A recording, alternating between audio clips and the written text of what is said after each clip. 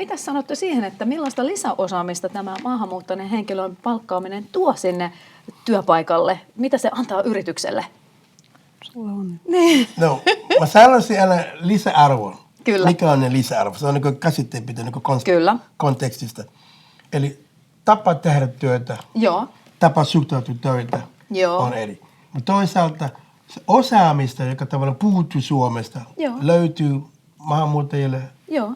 Mutta silloin kun me katsotaan maahanmuuttajien osaajina, ei vaan ne toiset, Joo. silloin me pystymme omaksumatta hyväksyä heidän taitonsa, heidän osaamista. Ja musta tuntuu, että se lähtökohta pitää olla just ensin ymmärtää se ihmisen sisällöllinen taito osaamista. Kyllä. Ei vaan se kielimuuri, mitä hänellä on, se osaamattomuus. Niin siinä kielessä, joo, kyllä. Että se on jotain muuta se osaaminen, kyllä. Niin, muuta kuin se kieli. Kyllä.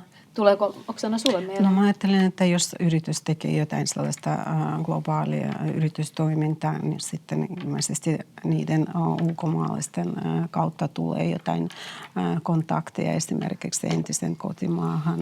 Ja sillä tavalla yritys laajentaa ehkä omaa asiakaskuntaa tai sitten laajentaa omaa toimintaa siihen maahan, josta tämä henkilö on kotoisin. Eli sellaista tapahtuu ja täytyy muistaa. Kyllä. Mä voisin siihen lisätä, eli esimerkiksi puhutaan Work Finland, eli maahanmuuttajia tavallaan, niin kuin Oksana sanoi, ne voi laajentaa se sieltä, niin kuin ulkomaiskaupan esimerkiksi. Esimerkiksi meillä Think Afrikassa pystymme otamme asiantuntijat yhdistää heidän suomalaisen yrityksen kanssa, jota voi, joka haluaa siirtyä, laajentaa Afrikan maihin. Niiden kautta pystyy nämä lisäarvoja, jotka on Suomessa on olemassa. Nämä tavallaan kaupat tai tekijät, jotka voi edistää se laajennus sinne ulkomaille. Kyllä, ja siinähän se kielitaito tuleekin sitten taas todellakin avuksi. Niin. Ja tarvitaan. Ja myös se kulttuurinenkin osaaminen, ymmärtäminen. Ymmärtäminen ja sen hyväksyminen on myös sekin. Joo, kyllä. No mitä sitten, jos mietitään ihan siellä sitten työpaikalla, siellä työyhteisössä, ehkä jotain jo tulikin, mutta mitä siellä niin kuin tulee semmoista lisää hyvää työpaikkaan, kun tulee myös muitakin kuin vain suomalaisia työntekijöitä?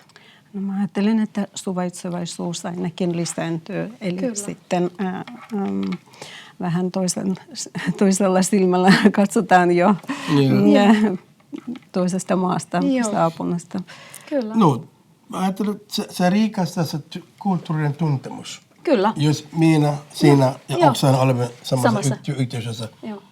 Hän on Venäjältä, Liberiasta, Suomesta. Katso, miten rikkaus siinä on. Kyllä. Me pystymme tauolla kertomaan meidän taustamme, mikä elämä on siinä päin. Ja se rikastuu tietoja. Tieteellisesti, siellä on lisätietoja. Niin erilaisia tapoja tehdä. Ja suvaitsevaisuus. Kyllä. Niin vahvistetaan samalla tavalla. Ja ihmissuhdetta tavallaan. Hyvä suhde väestön ryhmän välissä parantaa. Kyllä. Mutta mitä sitten, jos tulee joku väärin ymmärrys? Miten semmoisissa tilanteissa, koska niitähän nyt tulee, vaikka olisi niinku suomalainen voi väärin ymmärtää silti. Siinäkin voi olla eroja, niin tavallaan mitä sitten nämä tämmöiset, jos on niinku jotain vaikka tapaeroja, tai niin miten niistä selviydytään, päästään yli? No vaan puhumalla. No niin. Puhumalla ja sitten otetaan suoraan, kun otetaan heti puheeksi näistä asioista. Ei ole tarvitse sitten miettiä ja sitten jossain muualla sitten tästä asiasta keskustella, eli suoraan sitten työpaikalla.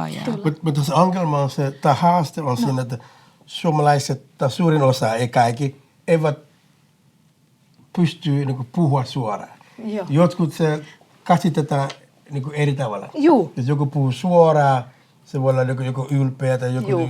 Eli kannattaa oppia, että meidän kulttuurissa, eli minun taustan Liberiassa, puhutaan asian puhtaaksi pöydällä. Joo. Jos ymmärsinkö mä väärin, että kävikö näin, että sä otti mun lassi vettä ja sä olet Jano, eikö niin? Joo, kyllä. No ymmärtin, sä otit ton Jano. Puhemalla niin Joo. asia. Nostetaan sellainen. kissa pöydälle. Ai Joo, joo, just kissa niin. pöydällä. Joo, näin on. Meillä on ilo tavata Michael Bruce, Joo. joka on viestintäasiantuntija IQM Joo. firmassa. Ja Marko kertoi hänen menestystarina, Joo. hänen työllistämisten Suomessa. Kyllä. Ja se on mielenkiintoinen Kyllä. kuulla. Ja mä toivotan, että katsoja ihleytyy tästä Kyllä. tarinasta. Mennään katsomaan.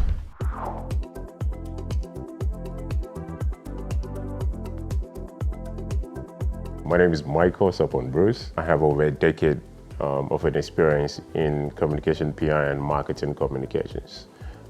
I've worked in mining, telecommunication, insurance, and currently I'm working deep tech here in Finland at IQM Quantum Computers as a communications specialist. So I came to Finland, family reasons. My wife and daughter are in Finland, and I was based in Ghana. So I resigned my work, my last job with Allianz Insurance. So I resigned and came to Finland.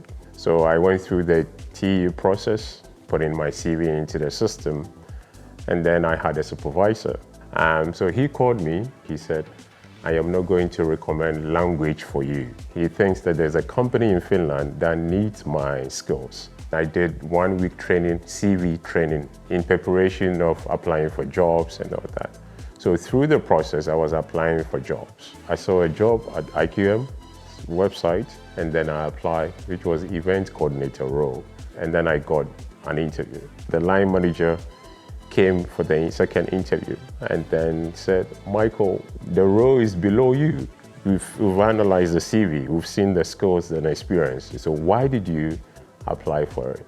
Well, I said, I'm new in Finland. I'm looking for a job. So for me, I see it as an entry job. So when I enter, then I will take it from there. Then he said that, so what I'm going to do is that I'm not going to give you the role. I've been looking for someone to come and do PR communications for us. So I'm going to create the role for you to come in to do the job. So this is how I got the job here in Finland. They're coming from colleagues from 45 countries, from Asia, South America, Europe, everywhere in the world. The company employs them. So that is how a company wants to become competitive, and then also the diverse skills.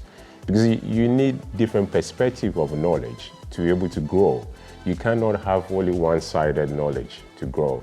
So that is why I love my company working with. I hope that other companies will be able to, if not to be able to duplicate it, but to have a commitment of employing foreigners into their company. It is for the company will improve at the long run. One of the things maybe for some companies that the challenges may face may be because of financial reasons. So for example, if I am based in Ghana and then you find me fit for a position in your company, maybe relocating me to Finland may be very costly for the company. But I think that there is a way to go. Anybody that gets an employment believes that the new employment will be better than the previous one.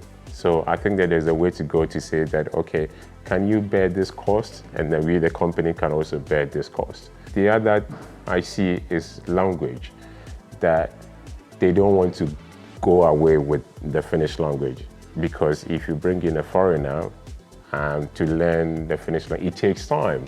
Some companies have to work both with 2 languages, maybe English and then Finnish. So that may be also the challenge. But for me, in terms of the expertise, the foreigners have the expertise. And I think that companies should look at that to employ more foreigners into their company. For me, by my experience, the best way is to do a lot of networking. Networking like I Think Africa, networking also by professional groups. Also in your workplace, there are also social groups that you can find. I mean, Finland is a good country for nature. So you can also join social activities, whether in the church or in a school. That is the best way for me to integrate. But I think for me, it's all about a mindset. All right, I'm living here and I'm working here. This is the country. And so what can I do to be able to fit in perfectly? Also able to read wide, also to understand what this country is about, and then also just be professional. If you apply for a job, you don't get it, it doesn't end there. Just move on to the next one. If you lose your job, what is the next plan that you have? So it's all been having a plan in place. There will definitely be a light under the tunnel. So please go for it. Me ollaan menossa sitten katsomaan vielä toinen video, ja tämä olisi nyt sieltä teiltä Inkeri-keskukselta, niin kenet me nyt saadaan tavata? Me tavataan Anna, joka oli meidän Inkeri-keskuksesta työkokeilujaksolla. Se liittyi Annan opiskeluun, eli Anna opiskeli asioimistulkiksi. Mennään katsomaan.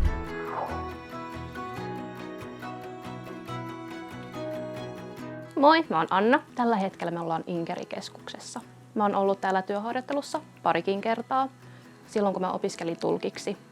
Ja siihen kuului muun muassa CV:iden tekeminen asiakkaiden kanssa ja myös erilaisten viranomaisten käynneillä esimerkiksi Migrissä ja pankissa ja poliisilla. Että on ollut monta eri paikkaa, missä mä oon päässyt käymään. No siis lähinnä kielitaidon puute. Se on varmaan se suurin asia, mikä sitten aiheuttaa semmoisia ongelmia, sanoisin. Jossain tilanteissa on käynyt niin, että asiakkaalle on tullut ihan kauhea paniikki, kun viranomainen on sanonut, että hei, nyt aika on lopussa, että kun tämä asia nyt jää kesken, niin voisitteko varata seuraavan ajan. Niin sitten hän ei ymmärrä sitä, miksi se viranomainen ei pysty olemaan siinä vielä hetkeä pidempää, että he saisivat sen asian loppuun käsiteltyä. Mä veikkaan silloin, kun hänen viesti menee perille ja se asia saadaan hoidettua, just se, mitä hän tuli hoitamaan, niin se saadaan pois alta, että hän pystyy sitten niin sanotusti jatkamaan elämänsä eteenpäin, jos joku painaa tosi paljon mieltä ja millään muulla tavalla hänen saa sitä asiaa hoidettua, ellei hänellä ole joku tulkki siinä mukana. No, mä veikkaisin se, että aika monessa eri maassa on erilaisia termejä asioille. Jos otetaan esimerkiksi Kelaa, jos mietitään sitä, niin siinähän on kaikki näitä asumistukia, eri muotoja ja kaikkia muita mahdollisia tukia, mitä välttämättä siinä toisessa omassa kotimaassa ei ole. Niin sitten on myös se hankaluus ymmärtää, että mitä se niinku tarkoittaa, mikä se on. Et mun mielestä olisi tosi tärkeää, että se selitettäisiin mahdollisimman yksinkertaisesti sitten sille henkilölle, jolla ei ole välttämättä sitä tarpeellista kielitaitoa. Joo, täällä on semmosia ihan suomen kielen kursseja, missä opitaan suomen kieltä. Ja täällä käy erilaisia luennoitsijoita, jotka kertovat ihan suomalaisesta työkulttuurista, erilaisista mahdollisuuksista, mitä täällä voi tehdä. Ja myös täällä käydään erilaisissa paikoissa tutustumassa, mitä siellä tehdään. Ja täällä on ihan näitä ihmisiä, jotka sitten auttavat myös näitä asiakkaita, kun he tulevat jonkun ongelman kanssa. Mä kuitenkin haluan auttaa ihmisiä, joilla ei ole sitä riittävää kielentaitoa, että mä olisin tavallaan se silta niiden ihmisten välillä. Kiitos oikein paljon tästä haastattelusta Oksana ja Kuku. Kiitos teille. Kiitos. Kiitos kutsusta. Ja tämä lähetys, samoin kuin tulevat lähetykset, löytyy osoitteesta te-live.fi.